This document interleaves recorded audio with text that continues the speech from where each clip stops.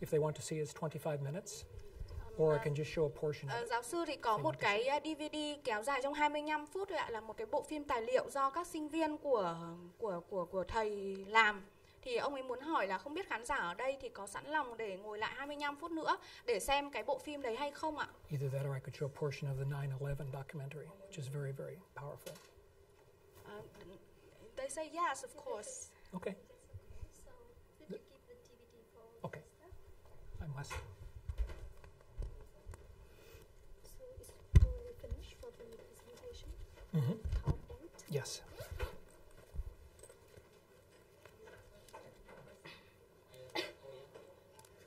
This is a student documentary.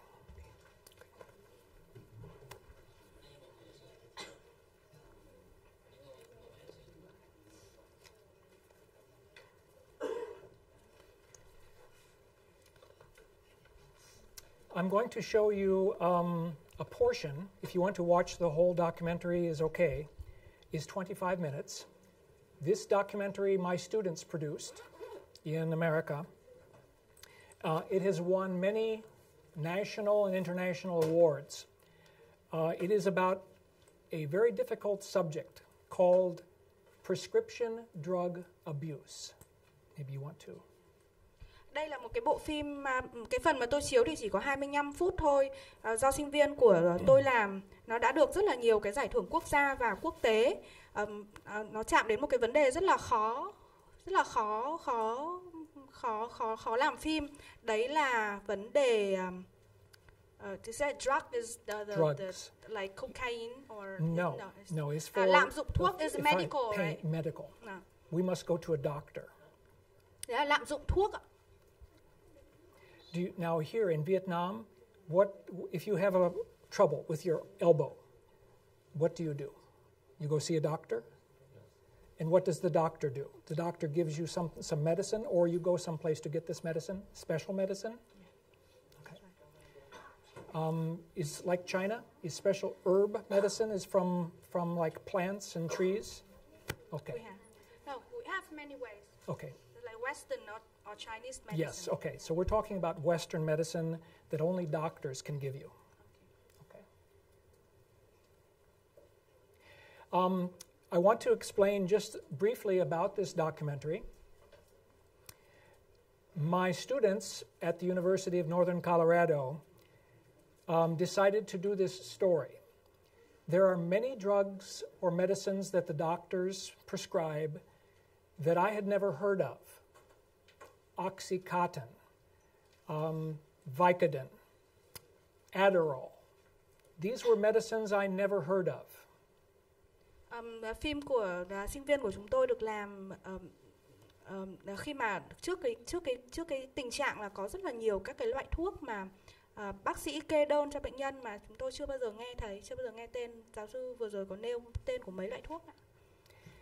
And children in America, 10 years old, 12 years old, 15, college age like you, are taking these medicines.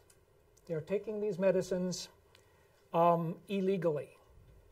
They take from their father or mother or grandfather. They open these pills only for the father or mother, and they take these pills and they take them and give to others to try.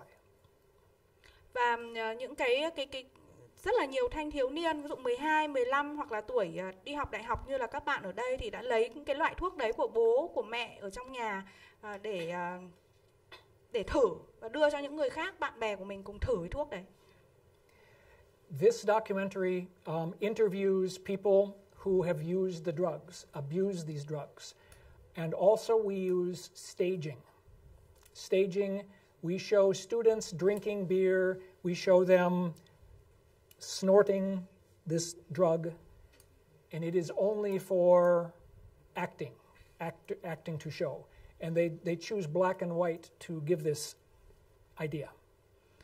Bộ phim này thì phỏng vấn những cái người là liên quan đến thuốc và liên quan đến việc lạm dụng thuốc, và trong những cái thước phim này thì cũng có những cái phần mà dàn dựng, ví dụ như là sinh viên tiệc tùng bia rượu với nhau hoặc là hít ma túy chẳng hạn, thì và chúng tôi quyết định là khi mà làm cái phim này thì sinh viên cũng quyết định là chọn cái loại phim là đen trắng để truyền tải cái nội dung của bộ phim tài liệu ạ.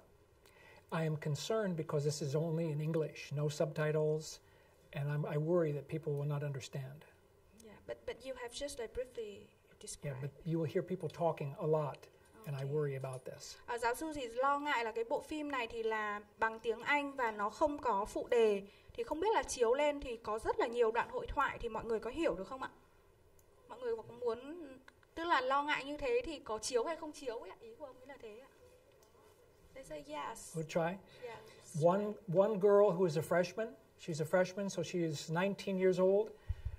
Her first year in college, she spent $6,000 to $7,000, American dollars, $6,000 to $7,000 on these drugs, just to take. Đây là về một cái nhân vật này là một cô sinh viên năm thứ nhất vừa mới bước vào trường đại học, và trong một năm này cô ấy đã tiêu 6 đến 7 ngàn đô la Mỹ vào một cái loại thuốc và cứ uống liên tục. Okay, we'll go ahead and let this play. If you want to stop and ask a question, raise your hand and we will stop, okay? And then maybe I can explain or we can Nếu mà finish. đến đoạn nào mà không hiểu thì mọi người cứ giơ tay hỏi đã, xong dừng lại, giáo sư sẽ giải thích, xong sau đó thì mình lại xem tiếp ạ. Okay. Thank you.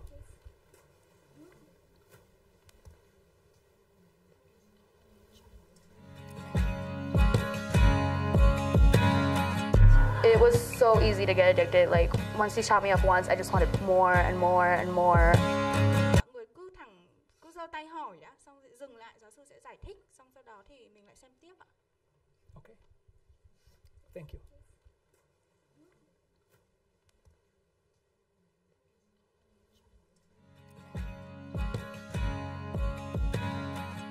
It was so easy to get addicted. Like, once he shot me up once, I just wanted more and more and more.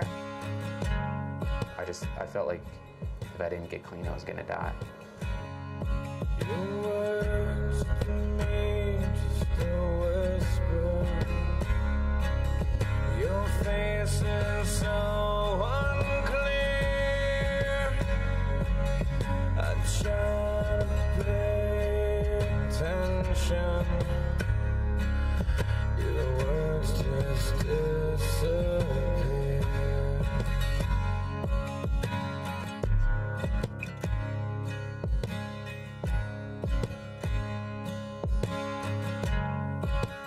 Common prescription drugs used for recreational purposes are probably Oxycontin, hydrocodone. There was fentanyl in a new form. It's called Fentora. It's kind of unique. It's only made for cancer patients. It's the only way it's legal. Percocet, the Vicaprofen, and the Vicodin that was prescribed. Oxycontin, Xanax. It's oxymorphone. The brand name's Opana, I think. There was tramadol, Valium. Adderall, for various reasons. I met this girl in my biology class. Me and her just like became really close, and we started hanging out, going to parties, and we just, every time we went to a party, we started doing prescription drugs. So it was mainly involved with the partying, and it just made me feel good. We had lots of fun doing it. It was just like one of those little, like, it's a bad thing to do, and it was fun, and we just wanted to keep doing it and doing it and doing it, and that's pretty much how I started doing it. I was in this car accident and I broke my femur and a whole bunch of other things, so I was in a lot of pain. Supposedly I maxed out pain 6 times, like can't feel anymore. So that made it more painful because then you have like flashback type things. I don't know the technical term, but you like feel it again over and over and over. And I was bedridden and sick, and it ruined my engagement, and that made me depressed. I've always been a big pot smoker, and someone said one day, someone had broken a bone one day and had gotten a prescription of Percocet and gave me one as we were smoking one day and said, hey, you're going to feel a whole lot higher and it'll extend your high, make things better. And after that just kind of sparked my interest. First time I ever took Adderall, I had to stay up and study and just get some stuff done, and I'd heard that people had been taking it because it helps them out a lot and makes them retain information better, and so I gave it a shot, and sure enough, it definitely helped me out. And ever since, if I really am stressed out about something and need to get a lot done, I'll take some Adderall, and get it done. It was a lot of fun. I didn't really do a lot of pain pills at first. I didn't really like it when the first couple times I took it, because it would just make me pass out. Like when I took anything like Vicodin, anything, I would just fall asleep. And then I started dating this guy that was really, really, really into it. Like he would just pop them like crazy. He would just Xanax, anything. He can get a hands up. He would just take a handful and just shove it down his mouth. Me being with him and being around that environment really made me try it and like be curious, like, oh, what does it feel like? I want to know what it feels like to snort it up. I want to know, and that's how pretty much I started taking more and more and more. Opiates, like really strong opiates anyway, like heroin, and especially intravenous, they really make you feel about as good as it's possible to feel. You know, I mean, you feel euphoric, you don't worry about anything, you have no anxiety, you know, sex is better, friends are better, everything's better, you just feel good, you know, like amazing. Well, what the opioids do primarily is they stimulate receptors that modify your body's perception of pain. So you may have the exact same pain, and you may even be cognitively aware that that pain is the same. But because you have the opioid on board, you no longer care so much. You just don't really think about anything else that's going on. It just totally relaxes your body. You don't think about like the hectics of like school and like how crazy, like anything that's stressing you out, it's all gone, all out of your head. Like you're just having fun, like your body's feeling amazing, and you just want to just relax, like watch TV, drink, just, you don't even care about anything in the world. They gave me 50 lethal doses a day of various different things, which is way, way, way too much. So it was like huge amounts of drugs, huge amounts of pain, not in a very good place in life, and after a few months, I just couldn't live without them. From all the people that I've ever been around that do painkillers tend to take them and sit at home and mix it with other stuff like marijuana or alcohol. Kind of enhances the effects of both of those things. I've been to parties where people would be taking and snorting Adderall just to stay up and drink as much as they possibly can. I took Adderall for studying mainly. I know my roommate in the dorms, 2 of them took it for studying. My friend that I partied with took it for studying. And I would say a third of the student population would probably take it.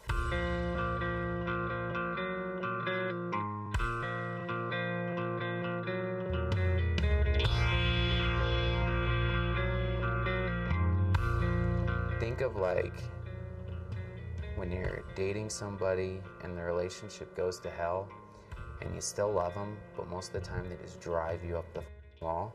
It feels a lot like that. It was like, I don't know, I felt like there was a relationship there, like there was this other entity that, I don't know, would like give me what I wanted, but it came at a cost. Like there was this sort of give and take. It felt like there was a companionship. Like I don't know how to explain it.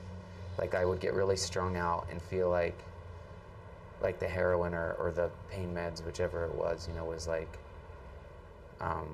trying to show me something, like show me these strange worlds and places and thoughts, and I felt like there were all kinds of thoughts that I would really attribute more to the drugs than to me. I did a lot of these like self-portraits to kind of try to express things that I couldn't quite get. I don't know, I felt like there was another person who lived inside me. I felt like, I don't know, I felt like I went through life hearing kind of like whispers, like I never really felt alone. And it was this kind of dark thing, and I don't know, like I was really wrapped up in that artistically. I was wrapped up in the feelings of addiction and the mental instability. And I guess I wanted to get a lock on it, but never could, so I would just kind of paint the same thing over and over. Pill form, like snorting it, I wasn't really addicted to it. Like my body didn't need it. Like I wasn't craving it. It was mainly the party factor. But when I tried shooting it up, the high is completely different than snorting it. Like they say that shooting up oxy is the same thing. It's like a ghetto heroin. It's like the shooting up heroin. And the high is so different. It's like the same high you get from cocaine. Like when it first hits you, it's just like you feel like ecstasy. Basically, for a while, I just took the meds. Then I started taking more, meaning, you know, I would still swallow them, just more of them. And then I would crush them up and snort them. And I did that a lot. And then when I started selling them, I pioneered this drug that I called Bullseye. This is a little vial. This is what I sold and kept Bullseye in. I would always have a few of them on my person. It was a mix of like 10 different things with a little bit of cocaine as a kicker. And so it was kind of like the opiate. It was incredibly strong. I mean, it was stronger than any heroin on the market. The thing that was I only did it when my boyfriend was around. Because I never cooked it, I never shot myself up, nothing. He was always the one that did it.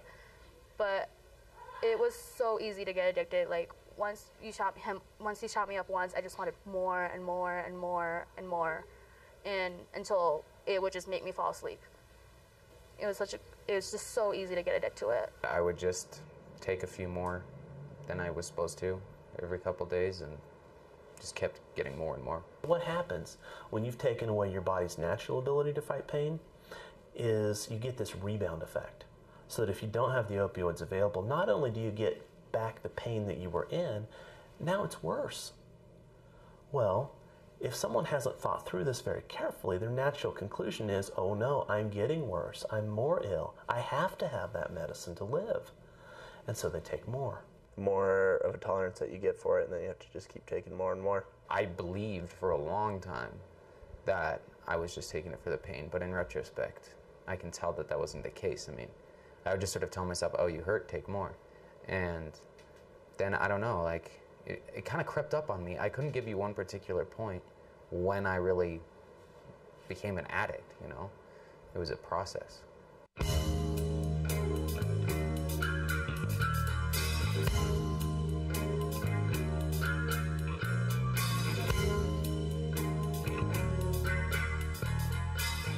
Once you ask people, it's pretty easy to find, surprisingly, whether it's painkillers or Adderall or anything like that. You know, if you're at your house and you go through your parents' medicine cabinets, even if they don't give it to you, you can still take it from them. Same thing with grandparents, you know, inside of their medicine cabinets, just take a look and I'm sure you'll find something that you're looking for if you're looking for some sort of painkiller. People know people, like with a small school as well, it's always around. Any kind of drug is pretty much around, especially in the dorms. Like you can just go down the stairs and you can get anything. One of the things that the old docs always told us was, you know, if you prescribe that for one person in the house, you're giving it to everybody. I've gotten it from pot dealers before. I've gotten it from people who have had cancer and get prescribed 140 every 2 months and don't need that many. They don't even need 100. And they'll sell them to pay rent, to buy groceries, cover their prescription costs. So just kind of all over, really. With these drugs being in medicine cabinets, they're available to more people. It's much easier to go into a parent's medicine cabinet or a friend's parent's medicine cabinet and pick out what's good and skim a few of these and walk off with them than it is to do what would have historically been done to obtain drugs. There have been several stores that have had theft occur. In a robbery, a lot of times because they're going to wear hoodies. They don't want to be seen because there's cameras all over. They will write out the notes and they'll say, I have a gun, give you a note and say, this is the drugs that I want. And then, you know, it presents danger for everyone. I know he would steal anybody, anything, anytime. One time he did like a flip deal kind of thing where he said, I'll sell you some. So they went to meet him and gave it to him and then jumped him and stole it back. So we got the money and the drugs back. They're just really addicting, and I feel very lucky that I haven't gotten to the point of pawning things, stealing things, anything like that. Addiction involves deception. So if a person's going to different doctors to get a medication and not telling each of the doctors, if they're getting the medication from the street or from the internet or from friends, if they're stealing things to be able to pay for it, that's addiction. With painkillers, you know, depending on who you know, it's either $1 a milligram, which could be up to 80 milligrams, which I have a couple friends who have paid that before, or as little as 50 cents or 25 cents a milligram. So, I mean, based on that, it just kind of varies on who you know. With Adderall, it's about half of the milligram, I'd say. Maybe $5 for a 10 milligram, $10 for, say, a 30 milligram. Freshman year, I blew probably $6,000 on drugs, $6-7 grand. I once I ran out, I'd calm right up and be like, I need more right now. I didn't care where the money came from. I blew so much money on just drugs. With Xanax, we would crush them up and snort them and get drunk on it, and I'd pass out just wherever I was at that instant. Passed out through a table frame at one point in my life, just because it seemed like a good place to fall asleep. One time, he slit his wrists down in Denver so deep that he couldn't hold the cell phone. He was talking to me at the time, and he couldn't even hold his cell phone. It kept slipping. He was just talking crazy. He was, with his slit wrist, he was still shooting up oxy. He was still storing Xanax. He would pop anything he can get his hands on, to the point where I had to call 911. This is an addiction arm. Here, can you see that? Like, that I superheated a key till it was red, and then pushed it into my arm and pulled it out with some pliers. And that was like the full 3rd degree all the way into the muscle and whatnot. The risks of taking it without a prescription physically are similar to the risks of taking it with a prescription. The problem is when you do it without a prescription, you don't have a coach. You don't have somebody to work with you to help you navigate those dangers. So the things that these medications do that allow them to work, which is slow down body systems and slow down your body's responses to certain stimuli, are the same things that pose the danger. The main danger practically with opioids such as OxyContin is that you may stop breathing, because the more opioids you have, the less sensitive your body is to the levels of oxygen and carbon dioxide that are in the blood, and so the less quickly it reacts to the need to breathe. Bad things happen when people don't breathe enough. At the very least, they get pneumonia and develop other things like that. If the respiration rate goes too low, they just die. And this is what we see all the time with kids at parties, because they've taken a drug like that, and the prevalent attitude tends to be, well, we'll tell their parents they drank a lot, or, oh, we'll let them sleep it off. The problem is they may not wake up.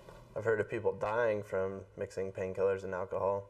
I mean, if you mix enough of those things together, or mix anything really, you do too much of it, your liver just gives out and body just can't handle it. Well, the worst would be that you would take something that you're allergic to and have an anaphylactic reaction and die. Second would be that you would take a dose that you are not accustomed to, that is too strong for you, and you die. The third is that you become addicted and then totally change your life, where you are no longer you. You become a person that is seeking drugs, that, eventually you don't have the job. You don't have, you have no quality of life. I just felt like I wasn't doing as much as they were to harm me, you know what I mean? Like, and then when I saw it happen, that someone close to me was getting hurt or dying, I told myself, like, this is too much. Like, obviously that's gonna be me. It just felt so dirty all the time, and I just didn't like having to live in fear, like of the cops or of someone getting pissed at me for whatever reason. And I didn't like having to deal with all the people, all the junkies, all the, other dealers who would come to me for their delivery and all that. And I don't know, the deterioration in my relationships was going downhill. My health was getting worse than it had ever been. I felt like if I didn't get clean, I was gonna die. It seems like everything is gray and there's no color to behold. Tried just kind of on my own backing off the meds, only taking my dosage, only taking them as prescribed, not shooting them or snorting them or things like that. Tried to cut out all the other drugs, but try is pretty much all I did. It was at least 6 months of just kind of fighting that addiction before any real results came about, and that was when I went to my doctor and said I'm hooked. It was weird. I had to change all my friends. I don't talk to any of my friends anymore. My body was feeling weird. Like, it was like I wanted to be done with it, and I wanted to do good, but my body wasn't letting me. So I was off cold, and by that point I was an absolute wreck. I would have gaps in my memory up to like a month long. I don't know, I was an incredibly violent person. I heard voices in my head. I was going crazy pretty much. I'd been in the psych ward a couple times, and then, I don't know, I had one kind of big blowout on the withdrawal, trying to switch the Suboxone, and it didn't turn out so good, and I don't know, I like got pissed and burned myself with a blowtorch, and then grabbed the knife and kind of wanted to go out on a little bit of a rampage or something. And my parents called the cops, and they showed up, and they tried to taser me, so that didn't work. So then they kind of tackled me and took me to a mental hospital in Broomfield, and I told the doctors there that I really needed to get off the meds. So then they did the correct procedures and got me on Suboxone. It's been a while since I could look at myself straight, and it's been a while since I said I'm sorry. I'm not really close with my dad's side, so I pretty much was all by myself. And this was like one of the reasons I started, because I didn't have anybody here for support. And which is one of the reasons that I went to see my therapist, because like she helped me work through it. Because I mean, I moved around my whole life, but like this is the first time that I was on my own, without my family, without anybody, with grandparents that last time I saw was probably when I was 12, you know, and it's just really hard. So I really relied on my friends, and my friends did drugs, so I did drugs. I just did what they did because they were my support system.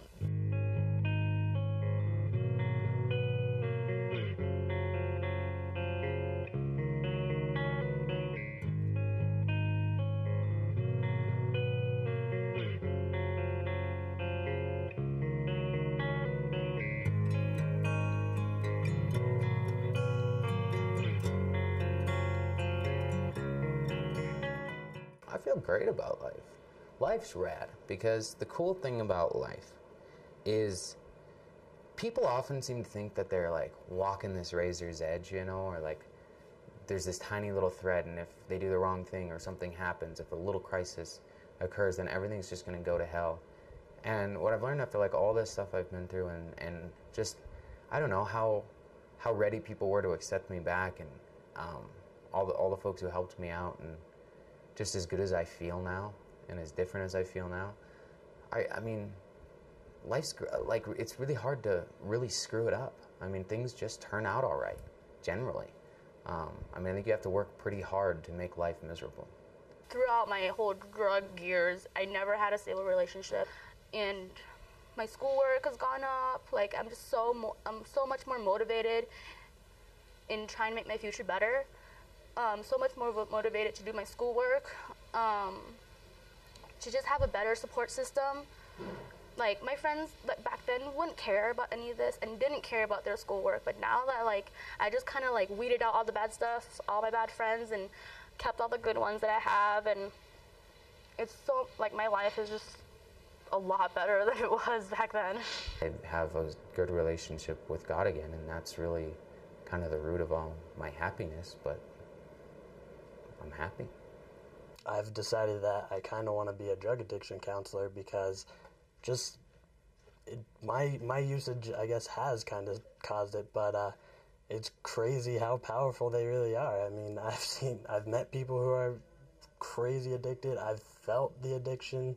I mean, it's kind of sparked me wanting to research more. I feel like I'm capable of helping people in certain situations and dealing with certain things that not everyone can. It's not about me believing you, it's about you believing yourself. When you want to do it, you can do it. It's just all in your head, it's all in your heart. It's just about self-motivation and wanting to better your life.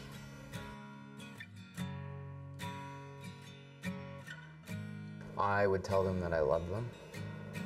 I tell them that, and I tell them there's hope, and I tell them there's people there for them, and I would tell them that it doesn't matter what they do or whether they get off it, they're still cared for. And the reason I would start there is because I think it's important for them to know that there is something to live for.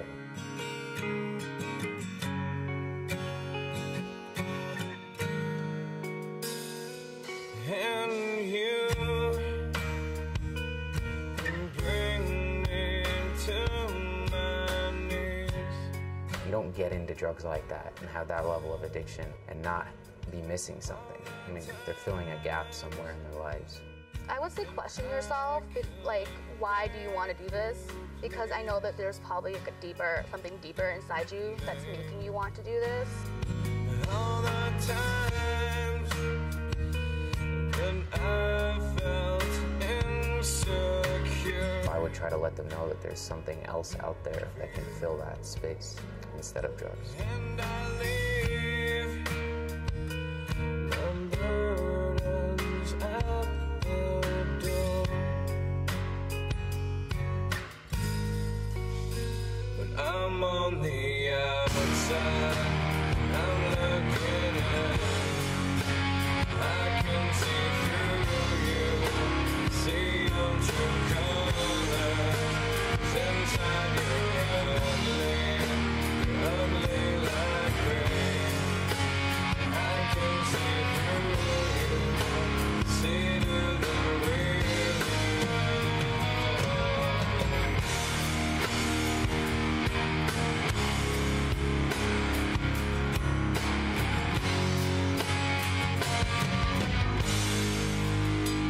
I'm on the outside and I'm looking in. I can see through you, see your true colors. Inside you're ugly like me. I can see through you, see to the real you.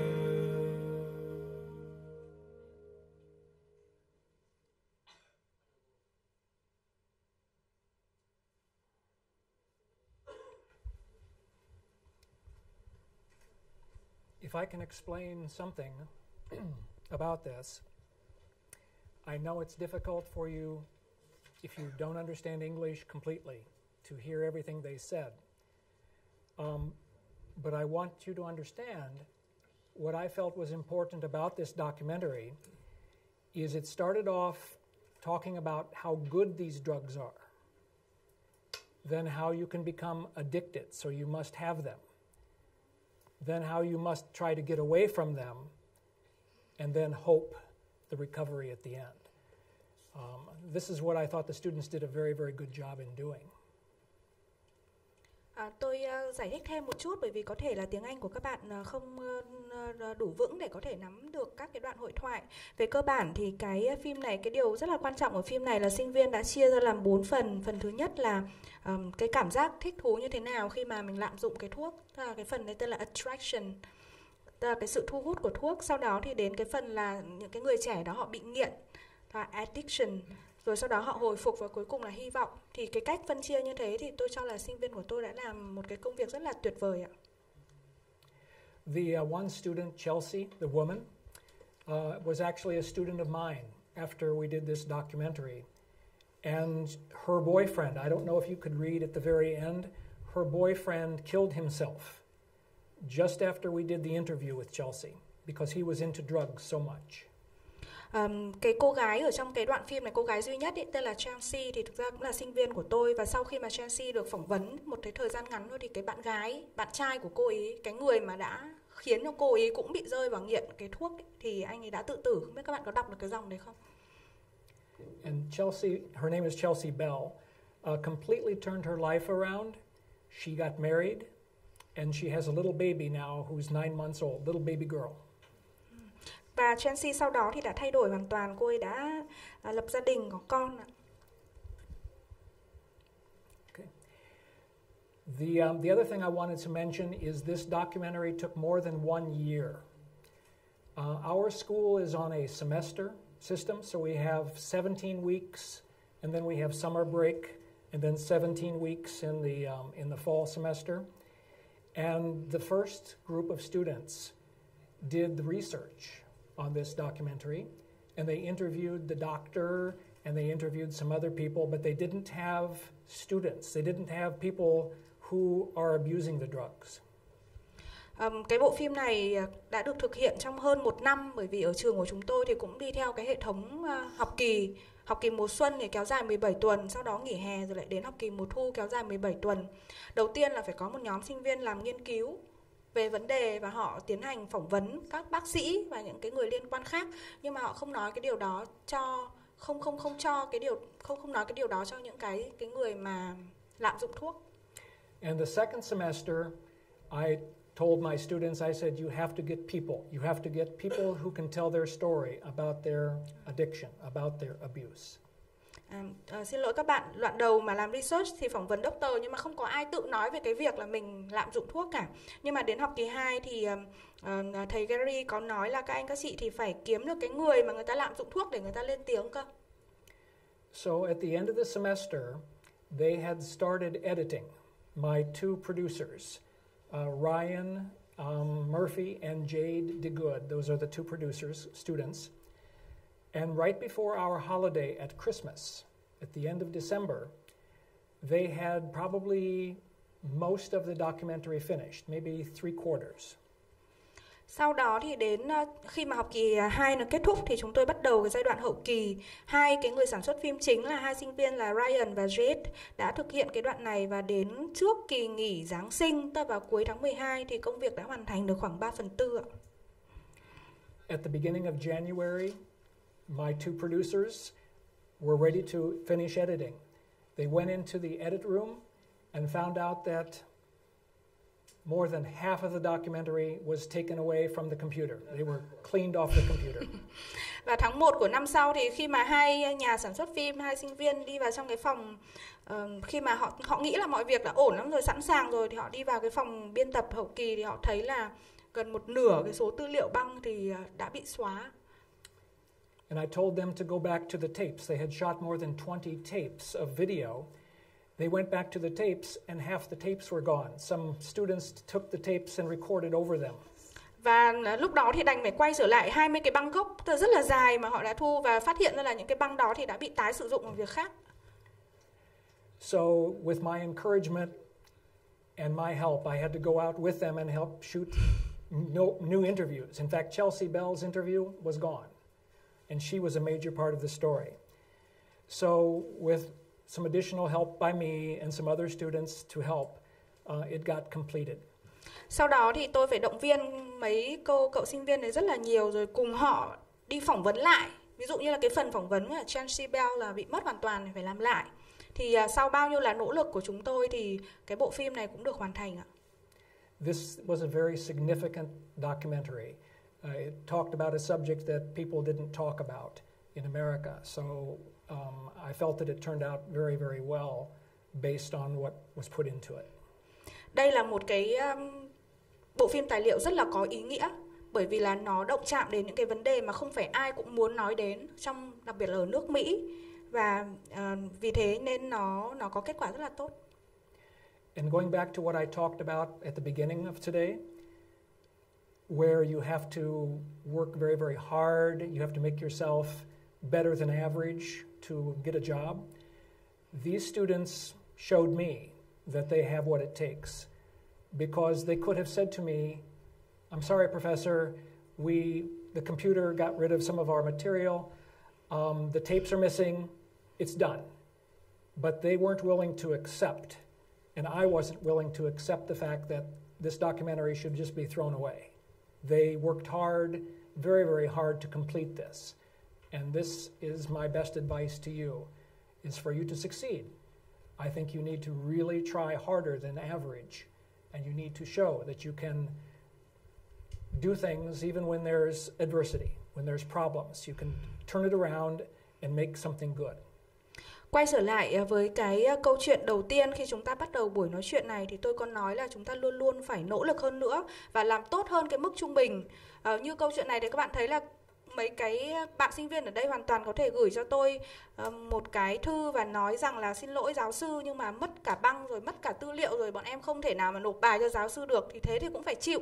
Nhưng mà cả tôi và họ đều không chấp nhận, và chúng tôi đã cố gắng rất là nhiều. Ngay cả khi mà có vấn đề và những vấn đề đấy rất là nan giải thì chúng tôi cũng không chấp nhận, và chỉ có bằng cái cách đó thì chúng ta mới có thể có được thành công. Và đó là cái lời khuyên mà tôi nghĩ là lời khuyên tốt nhất mà tôi muốn dành cho các cái bạn sinh viên ở đây. Okay, I'm finished. If you have any questions. Yes, we have a question. Tôi có một câu hỏi thế này. Ở Việt Nam hiện nay thì các khán giả chủ yếu mới biết đến hình thức phim tài liệu là có lời bình. Còn hình thức phim tài liệu thể hiện theo hình thức là hội thoại như thế này thì chưa nhiều, và giáo sư có thể phân tích về sự khác nhau giữa hình thức thể hiện là có lời bình và không có lời bình, ưu nhược điểm của từng thể loại ra làm sao. Và nếu thể hiện theo hình thức hội thoại như thế này thì cái khó khăn của nó là như thế nào? In Vietnam, normally we produce documentary with commentary, with comments, with the narrative, with Yes. the narrator's voice. Yes. And it is not usual that we make documentary with only conversations like Understood. this. So can you compare the advantage and disadvantage of each types of documentary, and what is the difficulties regarding that way of making documentaries? I'll take your second question first, the difficulty. The difficulty of telling a documentary without a reporter is that the people have to carry the story. This is why we needed the voice of Chelsea and the other people who were the students or younger people to tell their story about abuse. Neither way is correct. You can use either method with the reporter or with the people talking. I feel that if you have the people telling their stories, that it can be more effective, it can be stronger than a reporter telling the information. So it was the students in my class and myself to determine whether this documentary would be best without a reporter. Again, I think it's very difficult for you to understand the full documentary because it's all in English. But their words are extremely powerful, and the stories that these people had to tell are much more powerful than a reporter could say. Trong cái trường hợp mà chúng ta làm phim mà không có lời của phóng viên đi kèm ấy, thì rõ ràng gánh nặng kể lại câu chuyện thì sẽ rơi lên các nhân vật. Cho nên chúng tôi phải phỏng vấn rất là nhiều, mỗi người phải phỏng vấn nhiều và phải phỏng vấn nhiều người khác nhau để có thể truyền tải được câu chuyện về việc lạm dụng thuốc. Và cũng trả lời bạn luôn là không có cái cách nào là đúng hoặc cách nào là sai cả. Và bản thân tôi là người hướng dẫn cùng với cả các bạn sinh viên thì đã quyết định là đối với cả cái phim này của chúng tôi thì cái cách kể chuyện hay nhất là kể chuyện từ ngay ngôi thứ nhất, chứ không phải là từ ngôi thứ ba nói về câu chuyện của người khác. Và tôi biết là mặc dù các bạn không nghe, có thể các bạn không nghe được rõ toàn bộ những cái lời lẽ của các bạn trẻ trong đó nói, nhưng mà từ ngữ của họ rất là mạnh mẽ và nó rất là lay động. Tôi tin là nó tốt hơn rất là nhiều nếu mà nó là kể qua ngôi thứ ba của một anh phóng viên nói lại câu chuyện của họ. Of course, documentaries are different than news. In news, we try to allow the viewers to become part of the story. So the best news that we can actually tell is from the voices of those people who were there to experience what it is that they saw.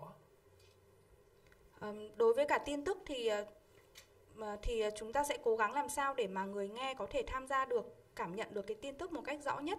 Vì thế thường là chúng ta sẽ cố gắng đưa cái tiếng nói của những cái người nào mà chứng kiến được cái sự việc đó lên vào trong bản tin.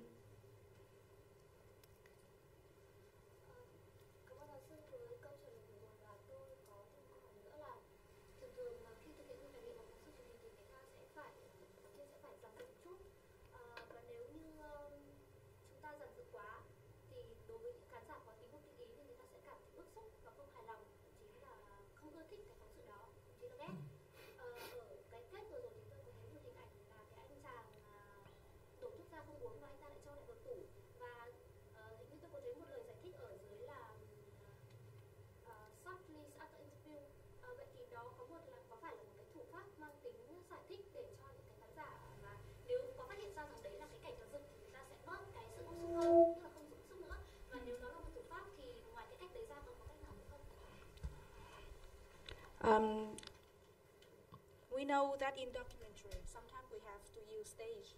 Yes. Yeah.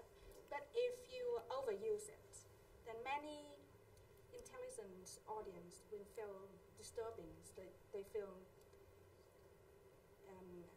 like dislike the documentary, hate it. Yes. So at the end of the documentary, there's a scene when the boy is taking out the medicine and then putting it back. Yes. And then after that, there is the caption, the copy saying that right after the interview, blah blah blah blah. So it is Chelsea's the way, boyfriend died. Yeah, so Yes. it is the way to explain or to narrow down the effect of the staging. With the words at the end, they did not try to take away from the staging of that event. It was to show that while we were doing the documentary over that 1 year, that this was an important part of the story because Chelsea talked about her boyfriend, getting her involved with drugs.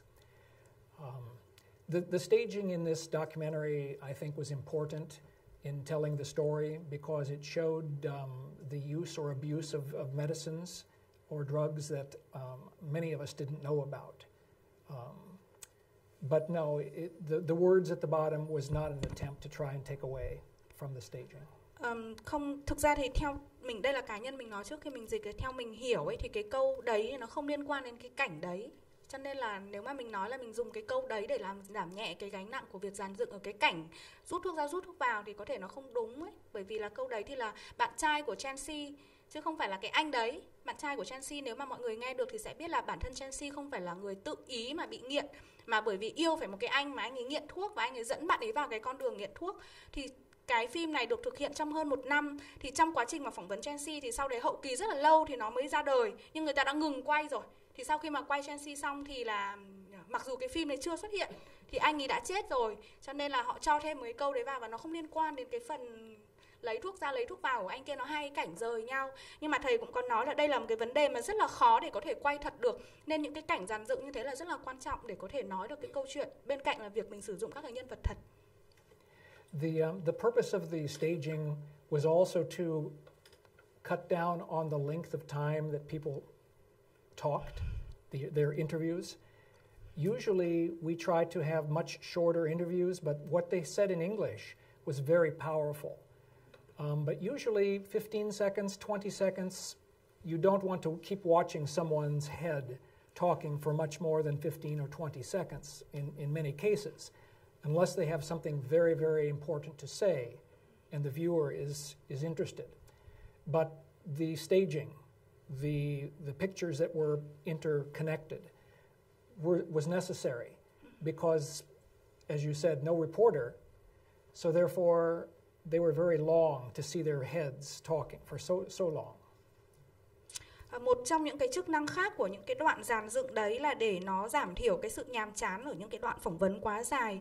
Nếu mà mọi người nghe được ở tiếng Anh thì sẽ thấy là lời lẽ của các cái bạn trẻ đấy rất là mạnh mẽ. Nhưng mà nếu như mà cái lời phỏng vấn ấy kéo dài từ 15 đến 20 giây thôi thì người xem đã cảm thấy rất là chán rồi, bởi vì cứ mỗi một cái đầu đấy nói thôi. Và chúng ta cũng biết là cái phim này thì không có phóng viên, không có lời của người dẫn. Cho nên phải có những cái đoạn dàn dựng như vậy, nó interconnect, tức là nó kết nối các cái phần với nhau trên cùng một cái theme, trên cùng một cái chủ đề. Và nó rất là quan trọng để có thể tải được cái nội dung mà những cái nhân vật đấy họ cứ thế là họ liên tục họ nói mà không có người dẫn. And I would say that this is just one example of telling a story.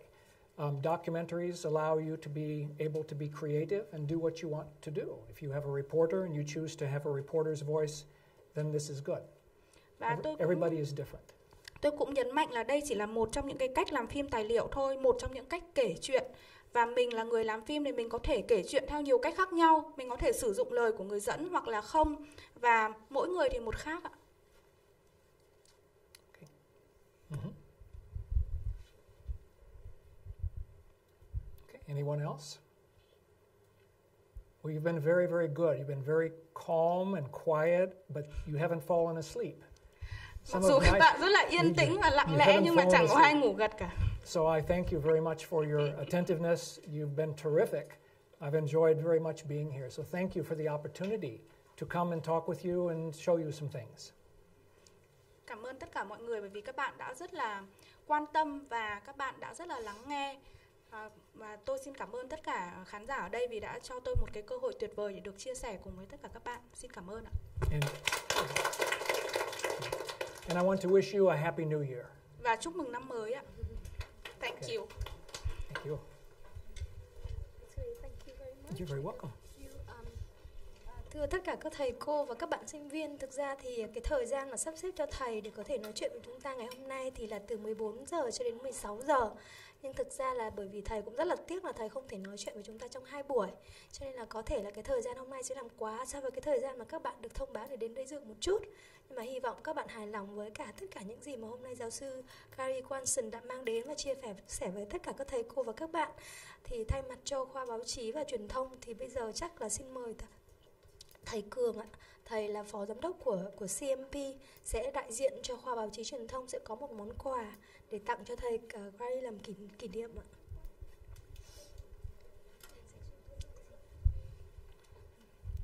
This is longer than expected because we are not able to prepare another talk for you tomorrow. Oh, yeah. And Mr. Cao Cường, he is the vice director of this center. He would like to have some words and a gift for you. Oh, well, thank you very much. Yeah. Thank you, Mr. Gary. Thank you. Pleasure. Yes. I think all of us have spent interesting time with your presenter. Thank you. Yes, and my English is not well. It's not bad.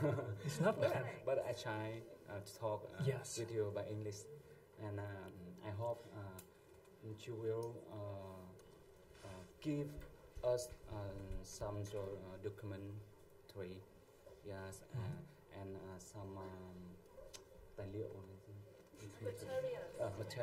Documentaries Yes. and materials. Yes. Because in Vietnam we have no more materials documentary in this area. I see. I see. Yeah, and how we can nhận từ Receive. yeah. Yes. How we can receive from you Some materials or something. by email. Yeah. Yes. Yeah. Or I can maybe send something. Or maybe Yes. come back sometime to visit. Yes. Thank you. And now this is a small gift they want me send you. Thank you. Thank you so much. Yeah. Okay. Thank you so much. Thank you again. Thank you so much. Yeah. Và tất cả thầy cô và các bạn cũng hy vọng rằng không chỉ năm nay mà có thể năm tới, giáo sư Gary Swanson sẽ sắp xếp những cái chuyến đi như thế này và ghé thăm trường mình và tiếp tục chia sẻ thêm những cái kiến thức mới và những cái kinh nghiệm mà thầy đã có được trong quá trình làm việc với nghiên cứu của mình. Các bạn có đồng ý không ạ? Thank you. We really hope to see you again. Okay, thank you. In this year's excellent. It's great, but if possible, maybe next year. I would love to. I would love to. I'll leave some business cards also for you. They're all in English.